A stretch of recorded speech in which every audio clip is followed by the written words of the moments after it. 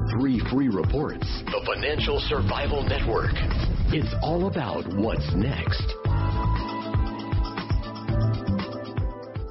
Welcome. You are listening to the Financial Survival Network. I'm Kerry Lutz, and it's the last day of May in 2017. This year is slipping by, and so are the economies of the world. And with us to opine is Andrew Hoffman of MilesFranklin.com. Just for future reference, email us at kl@kerrylutz.com. Andy, good morning. Good morning. As we look at the U.S. dollar index and interest rates at post-election lows as we speak, God forbid the NASDAQ is down. The economic data is horrible. And, you know, it's funny. I saw this morning, I look at everything on Zero Hedge, and it says European economic sentiment slightly declines from decade highs. And I'm going, wait, you're telling me they just had a 10-year high in sentiment in Europe? I mean, we're talking about the French almost, they had the two non-mainstream politicians going at it. In Italy, they're about to have these elections that are going to take the country down. Catalonia is threatening to secede from Spain by the fall. Greece is threatening to default any minute. I mean, all these things are going on.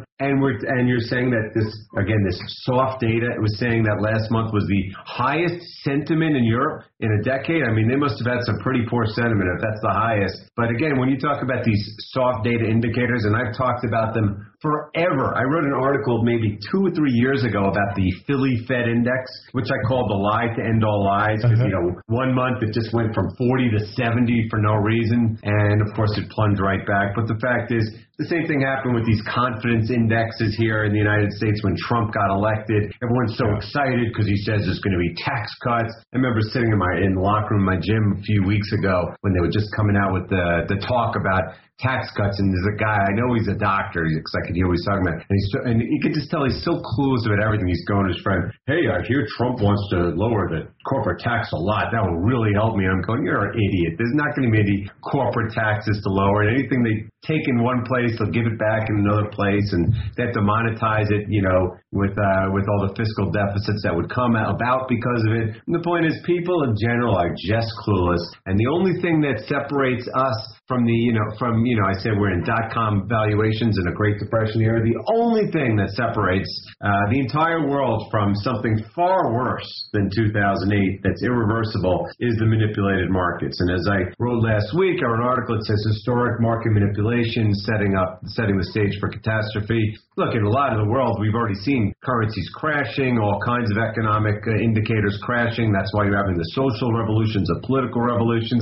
But all that remains are, as I wrote years ago, last-to-go markets like the Dow Jones Propaganda Average and paper, gold, and silver. Because everywhere else across the world, the hard data is crashing, and even the soft data is starting to come down. And I think that you're really going to, anyone who thinks you can avoid reality simply because a couple of markets are held up. I mean, I read today, okay, I'm on a rant here. If you could believe this, the ECB, which now has a balance sheet as big as the Fed, $4+ trillion, they now want to securitize and sell the sovereign bonds on their balance sheet to investors, okay? So they propped up prices, basically took interest rates negative. So they took the sovereign bonds of completely bankrupt nations to the highest ever valuations, to the point where you even have negative interest rates. And now they want to package them and sell them to retail investors. I mean, you can't make up how dysfunctional and the entire system has become and how it's going to collapse miserably and spectacularly at some point in the near future. Mm-hmm. Yeah, well, we keep getting closer and closer to the day of reckoning, Andy, but it seems to never come. Oh, my God. That's what I was writing about today. And I was talking about my wife last night about how it's unbelievable what's happened in the past 5 or 10 years. I mean, to think that the U.S. is, again, theoretically, in almost the second longest expansion of the 147 expansions in the nation's 240-year history. And it's one where it's not even an expansion. I mean, on most critical most empirical data, it's actually worse now than it was 10 years ago. But because they simply lie and say, yes, everything is growing, then people believe it. And the fact that that the valuations on the stock market are exceeding the dot-com valuation. Does anyone remember the dot-com time? This was a time of whether it was fake growth or not. Literally the best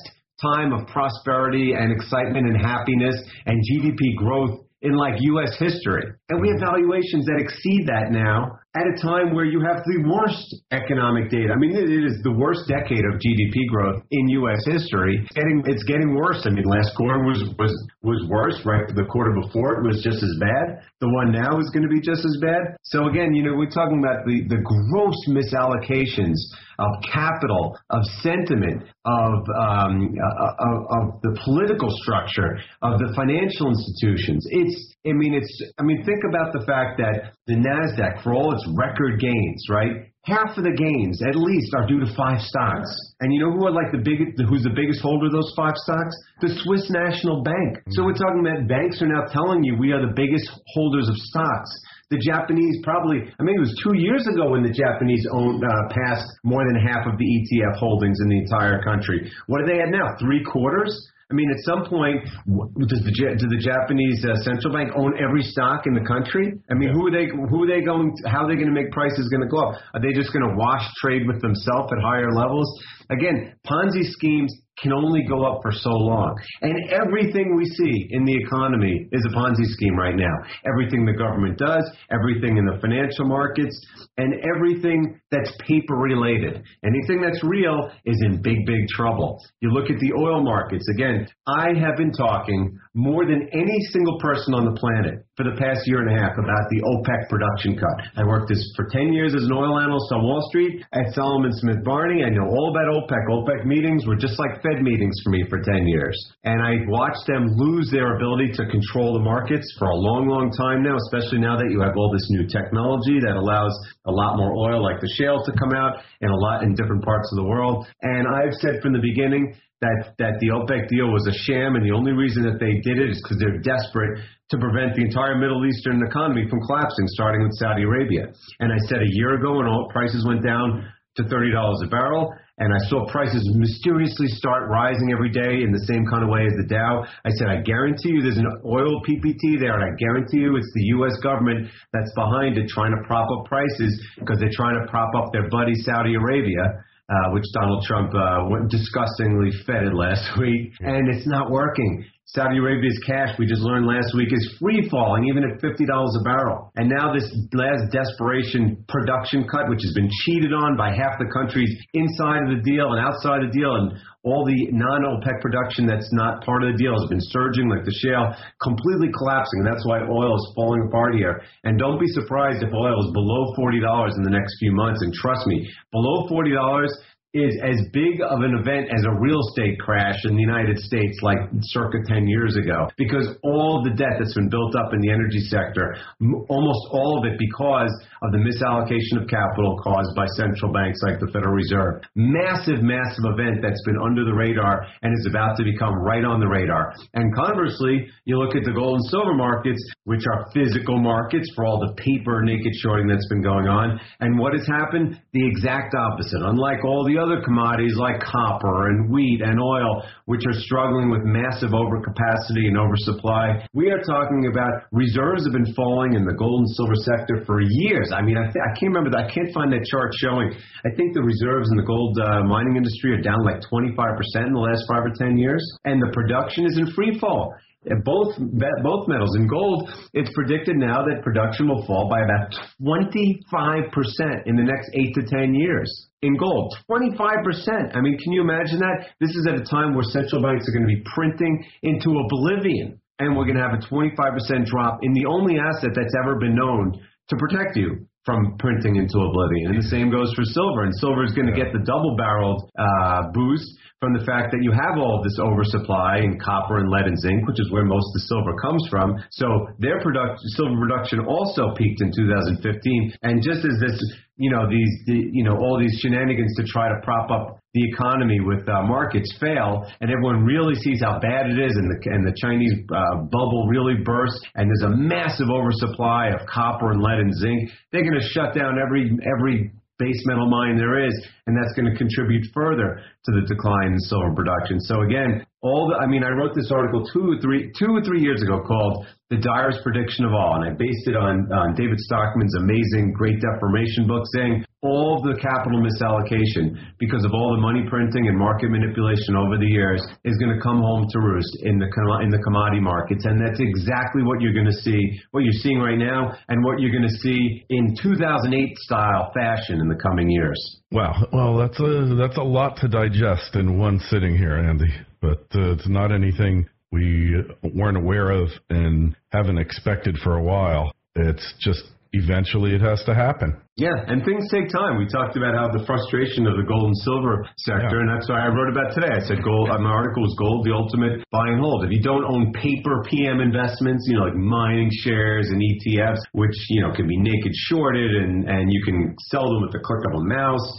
If you just sit and hold and you wait, then eventually these things happen. For all the people, the record long position. I mean, think about it. Wall Street had a record long position in crude oil up until maybe a few weeks ago, while I was telling everyone oil was going to crash. They had a record short position in Treasury bonds, listening to all the BS about the Fed's going to raise rates, they're going to shrink their balance sheet. And I wrote back in early January, 2.5% enough said. I wrote back in January of 2014, right at the top, I wrote 3% enough said. I said the 10-year yield will never get above 3% because it'll destroy the world. And I said in January it'll never get above 2.5% because it'll destroy the world. And here we are, just breaking to the new lows at about 2.15%, getting ready to plunge below 2% later in the year. And eventually, when you have any kind of crisis, any kind of slight loss of control by the powers that be with these last-to-go markets, you're going to see the Fed come in and join the QE party like it's never been joined before. If you think QE 1, 2, and 3 were big,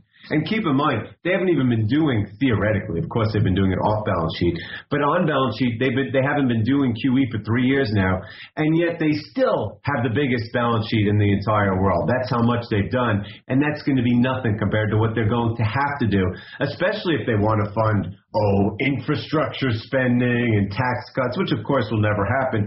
But the fact is that the Federal Reserve is sitting there just waiting and praying like they always do for the, as they say in Titanic, the resolution that never comes or whatever it is, because eventually they are going to be forced back into the QE game. Yeah, we know that for sure. We know it. And what choice do they have? There is no choice. I mean, this is baked in the cake.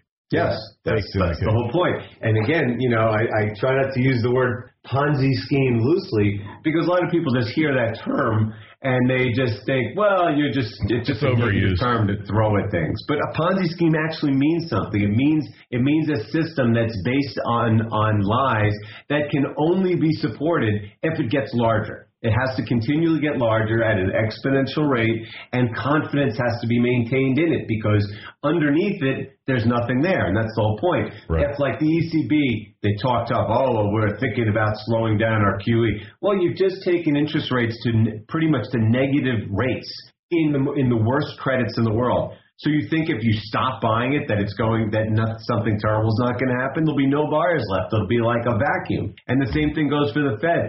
They thought that they could stop because when they stopped officially doing it, they just picked up what they did off balance sheet, and that includes buying stocks. What do you think the dead ringer algorithm I've been writing about for 5 years is in the Dow Jones propaganda average? They buy stocks every day. They buy bonds when they need to. When you see in the last 2 years that you've had massive selling of treasuries by the Japanese, the Chinese, the Saudis, the Russians.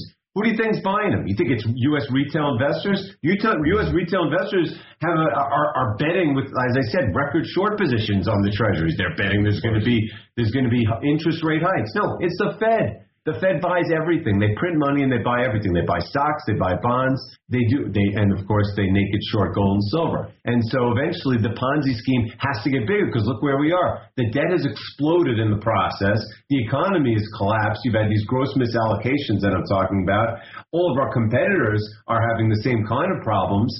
There's inflation spreading around the world. Currencies have been collapsing one at a time. So what happens? You need to do more. What do you think? They're going to stop? They're going to raise interest rates? I mean, is anyone looking at the plunging existing home sales, new home sales, mortgage applications, retail sales, auto sales, all these things? Delinquencies are surging, so they're going to raise interest rates? Yeah, right. I mean, the only reason they even pretend to do these tiny little quarter-point increases, and think about it, they've been theoretically raising rates for a year and a half, and they're still under 1%. The only reason they can do that is because they've been goosing the stock market. And they figured as long as we can prevent the stock market from falling, people will think that we're doing something good. Of course, with each successive interest rate hike, even by 0.25%, it kills the economy further. And eventually the stock market has to fall, because when you get to dot-com valuations in the Great Depression era, and the Great Depression is getting worse, eventually something's got to give, whether it's here or somewhere else. And then you throw in all the black swans that are everywhere. I mean, you can't control the fact that Greece defaults, or if Italy votes for the five-star movement, or if Catalonia secedes, or if Trump decides to lob a bomb in North Korea to show his manliness, or any of a million things happening they can't control. So again, I write today about gold as the ultimate buy and hold, okay, and silver, but we're talking about the lowest inflation-adjusted prices ever. I mean, gold hasn't lost its use. It's still being bought by the major Eastern central banks. There's still yes, you could say that Bitcoin has come along and that cryptocurrencies have the potential of having some storage. I mean, actually, it's only Bitcoin that could be a storage of value asset at this point. The other ones are more like dot-com stocks. They're businesses that may or may not succeed. And Bitcoin's a tiny little thing. It's $30 billion in a world sloshing around with tens of trillions of dollars of investable assets. So the point is, there's not a heck of a lot of choices out there if you want to protect your wealth. And right now, they push gold for the same reasons that the manipulations have caused these gross overvaluations of certain assets. Well, gold and silver are grossly undervalued. And I assure you, they will come back into vogue, just like they were in 2008 and 2011, and every time we've had a crisis throughout history. And once I'm telling you, we're talking about the smallest, tiniest amount of crisis breaks out in financial markets, which has not been allowed for so long. You are going to see a flood of safe haven capital. And where's it going to go? Is it going to race into the dollar? Yeah, it will against emerging market currencies, I guess. But just how much can you race into a dollar when the Federal Reserve is going to be joining the QE party? No, it has to happen. And the concept of the fiat currency is just going to fall by the wayside, I think. It's going to That's the whole point. I mean, that's what we were talking about in our Fiat Finale last week, where we basically talked about cryptocurrency the whole time. I mean, this is look, I wrote earlier this year, in December, I should say, I wrote 2017. There's an article called "Will be the Year of Monetary Revolution," and it's funny. Even when I wrote that, which was simultaneous with my "Why Bitcoin Will Make Gold and Silver Go Up," I was thinking more in terms of the whole fiat currency thing in general, as these currencies serially collapse as they get hyperinflated. That wasn't even. I didn't even have an inkling that cryptocurrency could advance this fast. I mean, we're talking about, you can call whatever you want the last few months, but it's definitely on the radar screen compared to where it was 6 months ago. So we're talking about the world is starting to see right in its view, slowly but surely, that there is an alternative out there, a decentralized alternative that goes around governments, which scares the hell out of them. So, between what the governments are going to do in their normal course of hyperinflating and the fact that a new alternative is coming out there aside from gold, there could be a lot of fireworks in the second half of this year. Oh, yeah. It's almost assured. And not to mention the politically volatile situation, with what's going on there. I mean, forget it, politically. Yeah. You could say that it's the zeitgeist, things are changing anyway, but it's hard to dispute the fact that Trump has dramatically accelerated the United States' fall from diplomatic grace. It's almost like he's trying to piss people off. And Twitter has been, I've talked forever about how the evils of social media. And there are good things about it. Like, for instance, in the Bitcoin world, where there's not a lot of commentary out there, thank God for Twitter, because it's the only way you can listen to what people are saying. But generally speaking, I've said social media is an evil that has far more negatives than positives. And there's no better example in the history of social media than the destruction that Donald Trump has wrought on his brand and on this nation with these tweets. Just on spur of the moment, they're not even edited by the White House, just trashing Germany and China. I mean, this is not how this is the polar opposite of how you should act. Again, I've said all along, there's nothing we can do to stop what's going to happen financially. We need a diplomat. That's why Ron Paul would have been the best possible candidate, because he would speak to people civilly and admit we have things wrong and see how the best way of mitigating the damage. But instead, every politician, of course, just wants to pretend that everything's fine and see if they can manipulate their way to another 4 years. And then eventually you get a guy like this, well, like Hillary Clinton. Hillary Clinton wanted World War III with Russia because she thought it would make her more popular. And in his case, he just wants to show who's the boss, like he thinks he's on The Apprentice, and I'm just going to yell at everybody. But that's not how you do things, especially when you're the world's biggest debtor. Yeah, well, there's a lot of debacles coming in the not-too-distant future, so you need to be ready for it. And no better way to be ready than subscribe to Andy's Daily Missive and his frequent audio blogs over at milesfranklin.com, and go over to financialsurvivalnetwork.com, subscribe to our newsletter as well. Email us, kl@kerrylutz.com, and you can tweet us as well, at Kerry Lutz, and the Facebook page is Financial Survival Network, where we've got some really entertaining economic news from around the globe. And God, there are so many crazy things going on that you will not be able to stop laughing. I promise you that. From gators taking over South Florida to the elites building huge bomb shelters, building their huge bunkers. You name it, we cover it, and there's just no shortage. So, Andy, we will hold off till next week. How high will Bitcoin go? Will gold stay above the the 200-month, 50-month moving average? Well, the 200-week moving average is 1239. I mean, it tried to go below and didn't even come close, and now we're well above it. Silver's is in the low 18s. Gold's 5.5-year downtrend line, starting from the big Operation PM Annihilation 1 attack on September 5th, 2011. That's the number that the cartel is far more worried about. That number's around 1285, somewhere around there. So we're only $20 away from that. And, gold's going to be the one that gets the ball rolling, and silver will follow behind it. But again, gold has been well above its 200-week moving average now, but for 2 months now, despite the giant smash they put on it a few weeks ago. It never even got below it, and it's closing in on that 200.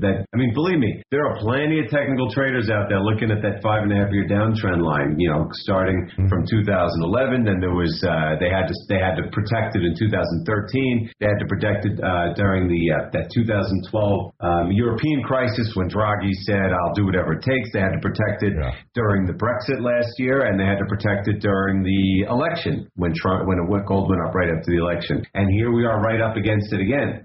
So believe me, there are plenty of technical people out there who couldn't care less about the fundamentals staring at that number. And we are only about $20 away at a time where some majorly scary stuff could break out at any moment. Correct. Any moment it could be. And that's the scary part, right? Yep. That is the scary part. So what are we going to do here, Andy, besides buy Bitcoin and gold and get ready for the great conflagration, right? And silver. I was right last week about how the gold-silver ratio has never been more overvalued, in my view, ever. It's come back slightly, but still, it's something like 70, 75 right now. The silver supply-demand issue is going to become a major thing in the coming years, and I wouldn't be surprised. Look, we had shortages of silver in 2008, 11, 13, and 15. Well, it's now 2017. We are due for one, and I have a feeling that when this one comes, it's not going to be reversed by a bunch of central bank naked shorting. Yeah, I think you are probably correct, and it's going to happen soon, so let's get ready. Andy, we will talk to you next week. Have a good one. You too. FSN Radio. It's all about what's next. Go to financialsurvivalnetwork.com and sign up for your free weekly newsletter. You'll also get 3 free reports.